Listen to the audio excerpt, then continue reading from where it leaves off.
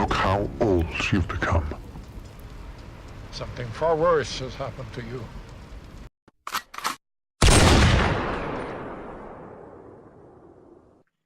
Call of Duty, everyone's favourite franchise if we turn the clocks back to 2009.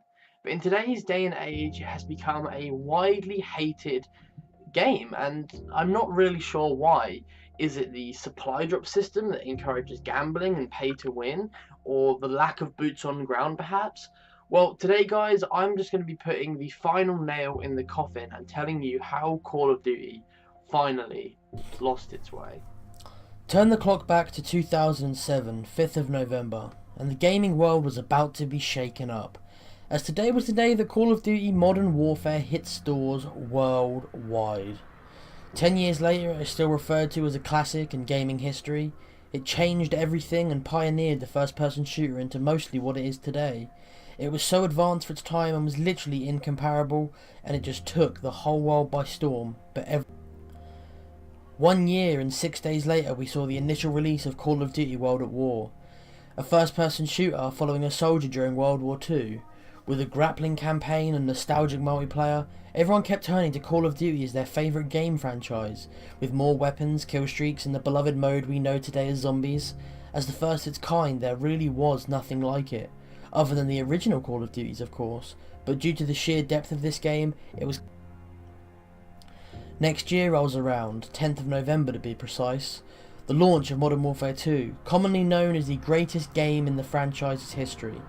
The customization, the follow-on to the story, and a new mode titled Survival. The reason Modern Warfare 2 was so good was due to so many little reasons. Being able to have multiple attachments on weapons, or extra perks, added new challenges to the game which we could all enjoy. Tons of weapon camos which people had to grind thoroughly for, as well as spawning instant classics like the ACR, the UMP-45, and of course the legendary Intervention. Not to mention the greatest killstreak of all time. By now, the franchise was in full swing and new players flooded in daily. This spawned sequels and new games such as the new new entry in the form of a Vietnam-era Black Ops, and extremely fresh. After that, fans got even more excited to hear that the next game was to be the final piece of the Modern Warfare trilogy, which turned out to be. Finally came Black Ops 2, what most considered to be the final good game Call of Duty ever made, also becoming the game's highest selling entry. And unfortunately, this was when Call of Duty Ghosts hit stores. A highly anticipated sequel which was a completely fresh story. The beginning of the end was quite frankly near. The lackluster story and multiplayer was unlike anything we'd seen before, but not in a good way. A really, really awful way. No one wanted to play Ghosts. It wasn't fun, the colours were dull, and the game wasn't even slightly pretty. With the extra introduction of Extinction, the game felt more like a big joke and one nasty gag. It just feels like it was rushed and forced, which started to give the franchise a bad name. Once people had finished crying about Ghosts, Sledgehammer Games announced their new Call of Duty, titled Advanced Warfare. With new movement and a futuristic setting, the consumers, the players, were all far from pleased. The game was gorgeous and graphically wonderful, but everything else was trash. It was a clunky and it was not smooth. It played like some pre-alpha PS3 game, and by this point we were already a year into the next generation of consoles. The graphics really did shine through though, with the face capture of Troy Baker. Everyone got high hopes when Treyarch announced they'd be making the final chapter to the Black Ops trilogy. Fans were confident we would have a good game, with sales rising and the hype train in full swing. And eventually the launch of the game came around, and it was one big bag of mixed emotions. Multiplayer fans hated the movement and the development that had been made, and unbalanced weapons. The online mode simply felt a little unfinished at the best of times, whereas the community of zombies were having a whale of a time, in the form of Shadows of Evil, an extremely ambitious yet enjoyable map, and with the introduction of Gobblegums and an incredible year of Zombies DLC, the Zombies experience was a great one. Although, roughly halfway through Black Ops 3's life cycle is where everything started going horrifically wrong.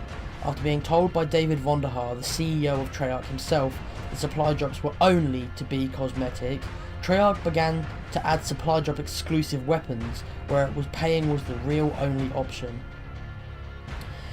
This is where pay to win really came. After the roller coaster that was Black Ops 3, fans looked to Infinity Ward for hope. They shortly after announced Infinite Warfare. Now the most disliked game trailer on YouTube, it was off to a terrible start. By the game's launch, pre-orders were down by 50%, even after they'd announced that Modern Warfare, the 2007 classic, was getting a new lick of paint in the form of a remaster. Everyone was excited to play, and everyone was enjoying Modern Warfare Remastered. More because at this point less than 25,000 people were signing in daily on Infinite Warfare, making it very difficult to actually find some game modes. Modern Warfare Remastered was the last chance saloon for Activision, and they only went and ruined it. After announcing that the original game would be identical to the 2007 original, they decided to add its own supply drop system, including melee weapons, skins, uniforms, and weapon variants. It was at this point that Call of Duty really began to go against everything it had built up and lost its way amongst the amount of cash they were taking in. The conclusion is simple. The ongoing downfall of Call of Duty is caused by its supply drop system. Back when things were simpler in COD 4, World at War and Modern Warfare 2, players and consumers could get everything they want simply by unlocking them.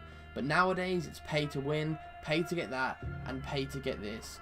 And unfortunately, that is how COD is now, although it never should have become that. It never should have got into this pay to win system, and Activision shouldn't have ever gone into the money grabbing side of things, and unfortunately that is how it is.